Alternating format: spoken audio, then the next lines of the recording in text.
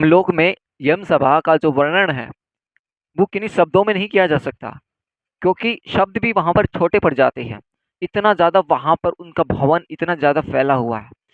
और चित्रगुप्त का जो भवन है उनके परिचय के बारे में बात करेंगे। धर्मराज नगर के यहाँ पे 4 द्वार बताए गए हैं गरुड़ पुराण के 14वें अध्याय में। और जितने भी पुण्य आत्माएं होती हैं वह धर्म सभा में प्रवेश करती हैं। तो गरुड़ पुराण के 14वें अध्याय में यहाँ पर गरुड़ जी कहते हैं कि हे प्रभु, यमलोक कितना बड़ा है, कैसा है, किसके द्वारा बनाया गया है, वहां की सभा कैसी है, और उस सभा में धर्मराज जी किनके साथ बैठते हैं। हे दयानिधे, जिन धर्मों का आचरण करने के कारण धार्मिक पुरुष जिन धर्म मार्गों से धर्मराज के भवन में जाते हैं उन धर्मों तथा मार्गों के विषय में भी आप मुझे बतलाइए। इसमें गरुड़ जी कहते हैं कि यमलोक का जो भवन है कितना बड़ा है, कितने कितने उसमें द्वार हैं, दरवाजे हैं, वहां पे जो सभा बैठती है वो सभा कैसी है, उस सभा में धर्मराज जी हैं वो किनके साथ बैठते हैं, और जिन धर्मों का आचरण करने के कारण धार्मिक पुरुष जिन धर्म मार्ग से धर्मराज के भवन में जाता है, अगर किसी मनुष्य ने अगर सदा ही धर्म का पालन किया, धर्म के रास्ते पर चला, वो तो धर्म मार्ग के धर्मराज के किस भवन में जाता है। उन धर्म तथा मार्गों के विषय में आप हमें बताइए। तो ये कह रहे हैं गरुड़ जी, गरुड़ भगवान कह रहे हैं। अब भगवान हरिनारायण भगवान विष्णु जी कहते हैं कि हे गरुड़, धर्मराज का जो नगर है वो नारद मुनियों के लिए अगम्य है। उसके विषय में आपको बताता हूँ, सुनो। उस दिव्य धर्म नगर को महापुण्य से ही प्राप्त किया जा सकता है। अगर किसी ने महापुण्य किए हुए हैं तो वो ही उस भवन में जा सकता है, तो इसे प्राप्त किया जा सकता है। दक्षिण दिशा नेतृत्व कोण के मध्य में देवस्थ यम का जो नगर है वह संपूर्ण नगर वज्र का बना हुआ है। वज्र जो देवराज इंद्र रखते हैं, वज्र पूरा जो भवन नगर है वो वज्र का बना हुआ है, दिव्य है और असुरों तथा देवताओं से अभेद है। वह पूर्व चौकोर 4 द्वारों वाला ऊंची 4 दीवारों से घिरा हुआ है और 1000 योजन प्रमाण वाला कहा गया है। उस पुर में चित्रगुप्त जी का एक भव्य सुंदर मंदिर है। चित्रगुप्त जी का मंदिर है जो 25 योजन लंबाई है उसके और चौड़ाई फैला हुआ है। उसकी ऊंचाई कम से कम 10 योजन है और वह लोहे की अत्यंत दिव्य 4 दीवारों से घिरा है। वहां आवागमन के लिए सैकड़ों गलियां, आने जाने के लिए वहां सैकड़ों गलियां हैं। वह पताकाओं व ध्वजों से विभूषित है, वहां पर ध्वज लगे हुए हैं, ध्वज लगे हुए हैं, झंडा लगा हुआ है। वह विमान समूह से घिरा हुआ है, जितने भी विमान हैं, जो जो उड़ने वाले जो विमान होते हैं उन सबों से घिरा हुआ होता है। और गायन वादन से निनादित है और वहां पर गायन गायन किया जाता है। चित्र बनाने में निपुण चित्रकारों के द्वारा चित्रित है, वहां पर जो चित्र बनाते चित्रकला में जो निपुण है तो वो वहां पर चित्रित है तथा देवताओं के शिल्पियों ने उसका निर्माण किया है। और वह उद्यानों और उपवनों से रमणीय है। उसमें उपवन भी हैं, जंगल भी हैं, उद्यान भी हैं, नाना प्रकार के पक्षीगण हैं, उसमें कलरव करते हैं तथा वह चारों ओर से गंधर्वों तथा अप्सराओं से भी घिरा हुआ है। उस सभा में अपने परम अद्भुत आसन पर स्थित चित्रगुप्त मनुष्य की आयु की यथावत गणना करते हैं। वह मनुष्य की आयु को देखते हैं कि ये मनुष्य कितने दिन और इसके शेष रह गए हैं।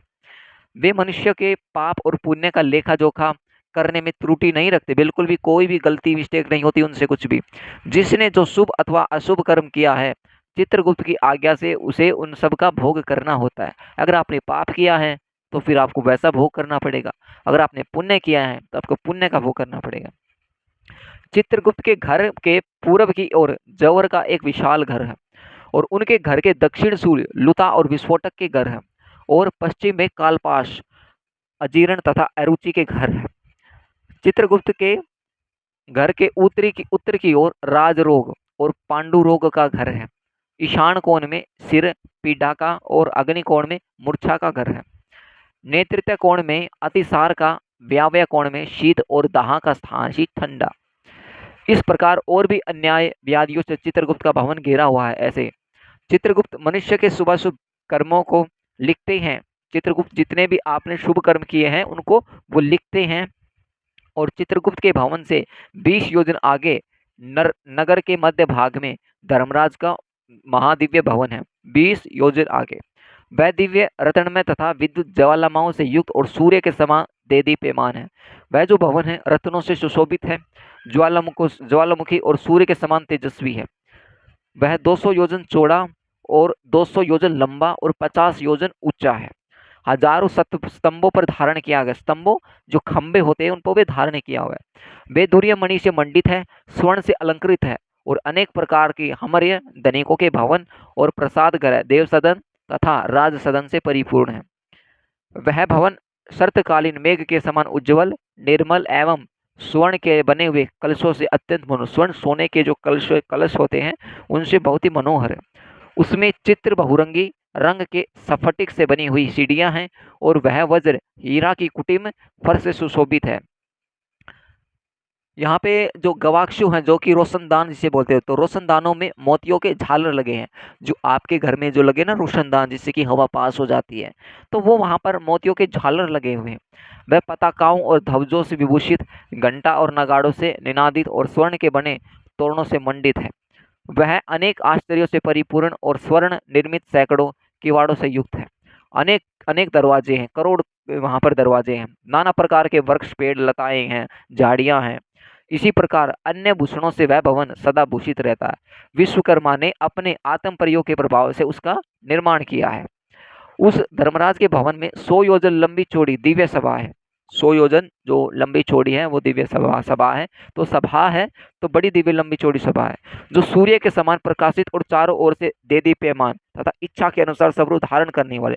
वो अपनी इच्छा के अनुसार कितनी भी बड़ा अपना साइज कर सकती है। वह ना अधिक ठंडी है और ना ही अधिक गर्मी है। वह मन को अत्यंत हर्षित करने वाली है। अब ना ही तो ठंडी ना ही अधिक गर्मी, ऐसा है वहाँ का। तो उसमें रहने वाले किसी को ना कोई शौक होता है, किसी को ना कोई शौक होगा किसी प्रकार का, ना कोई रोग आएगा, ना कोई बुढ़ापा आएगा, ना भूख लगेगी, ना कोई प्यास लगेगी और न किसी के साथ कोई ऐसी दुर्घटना होगी। देवलोक और मनुष्य लोक में जितनी काम अभिलाषाएं हैं वे सभी वहाँ उपलब्ध है। तो देवलोक में जितने भी काम हैं, अभिलाषाएं, तो वहाँ सभी उपलब्ध है। ऐसा नहीं है कि अलग है तो थोड़ा नहीं है, सही है। वहाँ सभी तरह की रसों से परिपूर्ण भोजन सामग्री चारों ओर प्रचुर मात्रा में है। वहाँ पर चारों ओर आपको सुगंधी ऐसी मिलेगी, भोजन इतना भरपूर स्वादिष्ट भोजन आपको देखने को मिलेगा। वहाँ सरस, शीतल और उष्ण जल भी उपलब्ध है। उसमें पुण्यमय शब्द आदि विषय भी उपलब्ध है और नित्य मनोवांछित फल प्रदान करने वाले जो कल्प वृक्ष कहे गए हैं शास्त्रों में, तो कल्प वृक्ष भी वहीं पर है। वह सभा बाधा रहित, रमणीय और कामनाओं को पूर्ण करने वाली है। वह सभा अगर किसी को बाधा आ जाती है या फिर रमणीय या फिर कामना को पूर्ण करने के लिए आपकी कामना पूर्ण नहीं हो रही, तो उस सभा में ये सभी पूर्ण करने वाले हैं। विश्वकर्मा ने दीर्घ काल तक तपस्या करके उसका निर्माण किया। उसमें उग्र कठोर तपस्या करने वाली सुवर्ती, सत्यवादी, शांत, सन्यासी, सिद्ध एवं पवित्र कर्म करके शुद्ध हुए पुरुष जाते हैं। तो ऐसा जो भव्य दिव्य सुंदर भवन है यमराज जी का, तो इसमें सिर्फ केवल वही आत्माएं जाती हैं जो बिल्कुल सत्यवादी हैं, जो बिल्कुल शांत स्वभाव के सन्यासी हैं, तप करते हैं, पवित्र कर्म करते हैं। वे ही शुद्ध पुरुष उसमें जाते हैं। उन सभी का जो देह है तेजोमय हत्ता, वे आभूषणों से अलंकृत निर्मल वस्त्रों से है तथा अपने किए हुए कर्मों के कारण वहां विभूषित होकर विराजमान रहते हैं। जो उसने कर्म किए हैं उस हिसाब से 10 योजन विस्तीर्ण और सभी प्रकार से रत्नों से सुशोभित उन सभा में अनुपम एवं उत्तम आसन पर धर्मराज जी विद्यमान रहते हैं, बैठे रहते हैं धर्मराज जी वहां पर। और वे सत्पुरुषों में सबसे श्रेष्ठ कहे गए हैं। उनके मस्तक पर छत्र सुशोभित है तथा कानों में कुंडलों से अलंकृत वे श्रीमान महामुकुट से सुशोभित है। वे सभी प्रकार के अलंकारों से समान्वित तथा नीलमेघ के समान कांति वाले हैं। हाथ में चवर धारण की हुई अप्सराएं उनके पंखा जलती रहती है। जैसे भगवान है ना, जैसे कि देवराज इंद्र है तो पंखा जलती रहती है अप्सराएं, ऐसे ही यमराज के भी वह पंखा जलती रहती है। गंधर्वों के जो समूह तथा अप्सर गणों का जो संघ है, जो ग्रुप है, गंधर्व और अप्सराओं का जो भी ग्रुप है, वे गायन वादन करती है, नृत्य करती है, जैसा कि स्वर्गलोक में होता है सेम टू सेम ऐसा ही होता है। और उनकी सेवा करती है। हाथ में पास लिए हुए और मृत्यु और बलवान काल तथा विचित्र आकृति वाले चित्रगुप्त एवं कृतांत के द्वारा वे सेवित है। तो हाथ में उनके पास रहता बलवान काल वाले हैं, अजीब आकृति है उनके हाथों में पास दंड धारण करने वाले, बड़े ही उग्र स्वभाव वाले, आज्ञा के अधीन आचरण करने वाले, अपने समान बल वाले तथा नाना सबूतों दूतों से वे धर्मराज गिरे रहते हैं। हे खग, अग्निस्वात, सोमप, उष्मप, स्वादवान, बहिर्सद, मूर्तिमान तथा अमूर्तिमान जो भी पितृ हैं, वह अरेमा आदि जो पितृगण हैं और जो अन्य मूर्तिमान पितृ हैं, वे सब मुनियों के साथ धर्मराज के क्या करते हैं, उपासना करते हैं।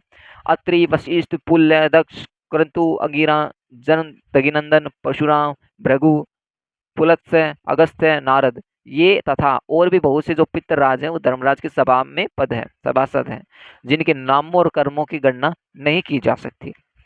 वे धर्मशास्त्रों की व्याख्या करके यह निर्णय देते हैं कि ब्रह्मा की आज्ञा के अनुसार वे सर्व धर्मराज की सेवा करते हैं। उस सभा में सूर्य वंश के, चंद्रवंश के अन्य बहुत से जो धर्मात्मा हैं, वो धर्मात्मा राजा धर्मराज जी की सेवा करते हैं।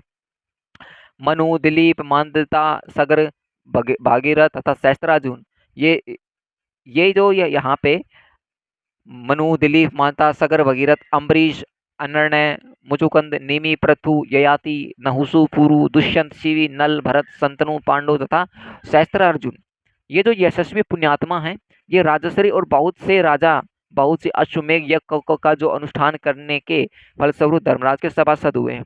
तो ये जो जितने भी ये बताए मैंने, ये सभी राजा, तो ये राजा हैं जब इन्होंने अश्वमेघ यज्ञ किया था और उस यज्ञ में वो विजयी हुए थे।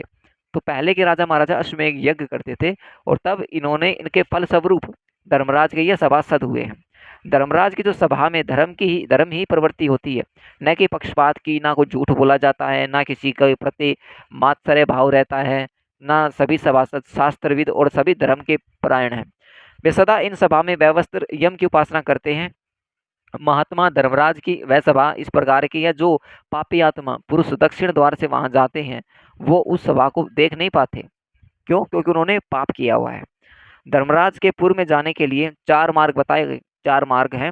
पापियों के गमन के लिए जो मार्ग है उसके विषय में अब मैंने तुमने पहले कह दिया है। भगवान कह रहे हैं पूर्व आदि तीनों मार्गों से जो धर्मराज के मंदिर में जाता है, इन पूर्व आदि तीनों मार्ग से दक्षिण मार्ग को छोड़कर जो धर्मराज के मंदिर में जाते हैं वे सुकृति पुण्यात्माएं होती हैं और अपने पुण्य कर्मों के बल से वहां जाते हैं। जिसका कर्म अच्छा है सिर्फ वही वहां जाती है। उन मार्गों में जो पहला पूर्व का जो मार्ग है ना, वह सभी प्रकार की सामग्रियों से सज्जित है और पारिजात वृक्ष की छाया से आच्छादित तथा रत्न मंडित है। वह मार्ग विमानों के समूह से, संकीर्ण और हंसों की पंक्ति से सुशोभित है, विद्रुम के उद्यानों से व्याप्त है और अमृत के जल से युक्त है। उस मार्ग से पुण्यात्मा ब्रह्म ऋषि, अमलनांतरात्मा, राजर्षि, अप्सरागण, गंधर्व, विद्याधर, वासुकी, ये जो महान है, ये नाग है, ये महान नाग वहां पे जाते हैं उस मार्ग में। अन्य बहुत से जो भी देवताओं की जो आराधना करने वाले शिव भक्ति निष्ठ हैं, ग्रीष्म ऋतु में जो प्याऊ का जो दान करने वाले, अर्थात जो पौशाला लगने वाले माघ में जो आग सेकने के लिए लकड़ी देने वाले, या वर्षा ऋतु में जो चतुर्मास करने वाले, जो विरक्त जो संतों को दान मान आदि प्रदान करने वाले, उन्हें विश्राम कराने वाले, दुखी अगर कोई मनुष्य है उसको अमृतमय वचनों से आश्वस्त करने वाले और आश्रय देने वाले, तो ये सभी बहुत से देवताओं की आराधना करने वाले, ये सभी ये शिव भक्ति निष्ठ है, शिव भक्ति के प्रति है। ये सत्य और धर्म में रहने वाले, क्रोध और लोभ से रहित, पिता माता में भक्ति रखने वाले, जो पिता माता की भक्ति करता है, गुरु की सुसरा में लगे हुए रहने वाले, गुरु के प्रति चलने वाले, भूमि दान देने वाला, गृह दान देने वाला, गोदान देने वाला, विद्या प्रदान करने वाला, पुराण के जो वक्ता हैं, जो श्रोता हैं, जो पढ़ाते हैं, पुराणों को पारायण करने वाले, उस पर चलने वाले, वे सभी तथा अन्य पुण्यात्मा भी पूर्व का जो द्वार होता है वो धर्मराज के नगर में प्रवेश करते हैं। वे सभी सुशील और शुद्ध बुद्धि वाले धर्मराज की सभा में जाते हैं। धर्मराज के नगर में जाने के लिए दूसरा उत्तर का मार्ग है, दूसरा यहाँ पे उत्तर का मार्ग है, जो सैकड़ों विशाल रथों से शिविका आदि नर नारायण परिपूर्ण है। वह हरिचंदन के वृक्षों से सुशोभित है। उस मार्ग में हंस, सारस से व्याप्त, चक्रवाक से सुशोभित तथा अमृत तुल्य, अमृत के समान जो जल है उसे परिपूर्ण एक मनोरम एक सरोवर है वहां पे। तो इस मार्ग से वैदिक अभिज्ञताओं की पूजा करने वाले, दुर्गा और सूर्य के जो भक्त हैं, जो पर्वों पर जो तीर्थ स्थान करते हैं, जो धर्म संग्राम में अथवा अनशन करना जो व्रत करते हैं, मृत्यु प्राप्त करने वाले, वाराणसी में गौशाला में अथवा तीर्थ जल में जो प्राण त्याग करने वाले हैं, ब्राह्मणों अथवा अपने स्वामी के कार्य से तीर्थ क्षेत्र में मरने वाले, जो देव की प्रतिमा आदि के विध्वंस होने के बचाने से प्रयास से प्राण त्याग करने वाले, योग के अभ्यास से प्राण त्याग करने वाले, प्राण त्यागने वाले, सतपात्रों की पूजा करने वाले तथा नित्य महादान देने वाले, तो वे व्यक्ति उत्तर द्वार से धर्म सभा में जाते हैं।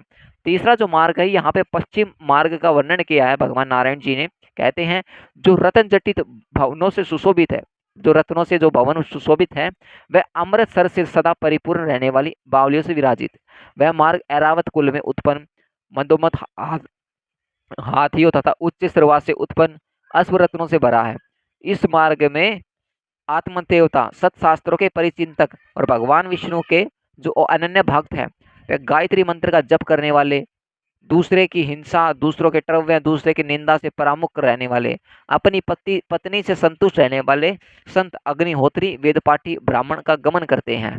जो ब्रह्मचर्य का जो व्रत है, ब्रह्मचर्य का व्रत पालन करने वाले, वानप्रस्थ आश्रम के नियमों का पालन करने वाले, तपस्वी संन्यास धर्म का पालन करने वाले तथा श्रीचरण सन्यासी एवं मिट्टी के जो डेले हैं, पत्थर और स्वर्ण को समान समझने वाले, ज्ञान एवं वैराग्य से जो संपन्न सभी प्राणियों के हित और साधन में निरत, जो शिव और विष्णु का जो व्रत करते हैं, व्रत करने वाले, सभी कर्मों का ब्रह्मा जी को समर्पित करने वाले, देव ऋण, पितृगण और ऋषि ऋण, इन तीनों ऋणों से जो विमुक्त होकर सदा पंचयज्ञ में निरत रहने वाले, पितरों को श्राद्ध देने वाले, समय से संध्या पाषाण करने वाले, नीच की संगति से अलग रहने वाले, जो नीच होता है जातिवाद की नहीं है, ये नीच होता है जो कुकर्म करता है, गलत संगति में रहता है, गलत आचरण करता है, पाप करता है, उसे नीच कहा गया। नीच की संगति से अलग रहने वाले, सत्पुरुषों की संगति में निष्ठा रहने वाले, वे सभी जीव अप्सराओं के समूहों से युक्त श्रेष्ठ विमान में बैठकर, अप्सराओं के साथ वह वो विमान में बैठता है और वह अमृत पान करते हुए धर्मराज जी के भवन में जाता है और वे उस भवन के पश्चिम द्वार से प्रविष्ट होकर धर्मसभा में पहुंचते हैं। उन्हें आया हुआ देखकर धर्मराज बार बार स्वागत संभाषण करता है, उन्हें उठकर आभ्युत्थान देता है और उनके सम्मुख जाते हैं। इसमें जो यहाँ पर ब्रह्मा यज्ञ है, देव यज्ञ जो होम के लिए होता है, भूत यज्ञ जो इंद्रादि देवों सहित विभिन्न प्राणियों को जो निभिन्न जो घर के बाहर अन्न की जो बलि देना, अन्न की बलि देना मतलब जैसे कि अन्न का आपको दान देना, पितृ यज्ञ पितरों का जो तर्पण करता, जो श्राद्ध करता है, मनुष्य यज्ञ जो अतिथियों का सत्कार करता है। तो ये जो कार्य करता है तो वह सभी धर्मराज के सभा में जाता है। तो उस समय धर्मराज भगवान विष्णु के समान चतुर्भुज और शंख, चक्र, गदा और खड्ग धारण करके पुण्य करके जीवों के साथ बिल्कुल स्नेह पूर्वक मित्रता का आचरण करते हैं और उन्हें बैठने के लिए सिंहासन देते हैं, नमस्कार करते हैं और पाद अधर्य आदि प्रदान करके चंदन आदि पूजा सामग्री से उनकी पूजा करते, चंदन से पूजा की जो भी सामग्रियां हैं उनसे उनकी पूजा की जाती है। यम धर्मराज कहते हैं, हे सभासदों, इस ज्ञानी को परम को आदर पूर्वक नमस्कार कीजिए। जितने भी सभा में बैठे हैं उन सभी को कहते हैं कि इस महापुरुष को सभी प्रणाम कीजिए, नमस्कार कीजिए। यह हमारे मंडल का भेदन करने वाले करके ब्रह्मलोक में जाएगा। ये हमारे मंडल का भेदन करके सब कुछ यहाँ का सब कुछ जान जून के घूम के यहाँ का भ्रमण करके पूरे यमलोक का भ्रमण करके वह भेदन करके ब्रह्मलोक में जाएगा।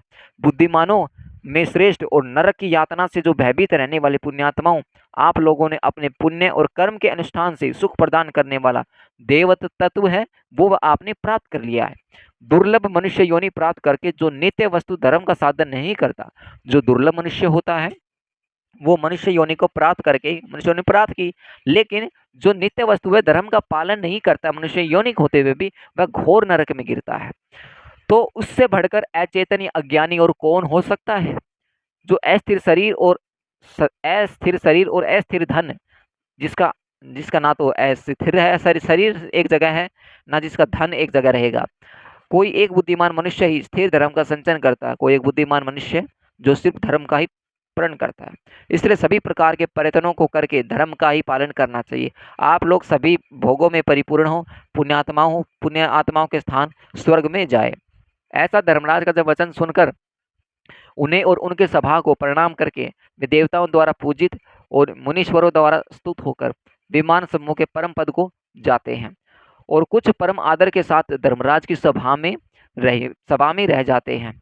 वहाँ एक कल्प पर्यंत रहकर मनुष्य के लिए दुर्लभ भोगों का उपयोग करके पुण्यात्मा पुरुष शेष पुण्यों के अनुसार पुण्य दर्शन वाले मनुष्य योनि में जन्म लेता है।